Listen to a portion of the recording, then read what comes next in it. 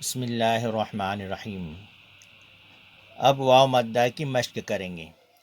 نون واو پیش نو، ہا پیش ہو، نوح۔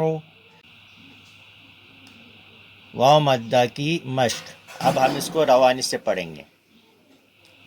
نوح، طور، توبو۔ دیکھیے جس کو واو مدہ ہے اسی کو زیادہ کھینچنا ہے، جس کو نہیں ہے اس کو زیادہ بلکہ بالکل نہیں کھینچنا ہے۔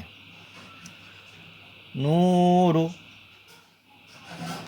قالوا، یوحی، یقوم، تکون، ہارون، قارون، داخرون، سبقونا، باسطون، راجعون۔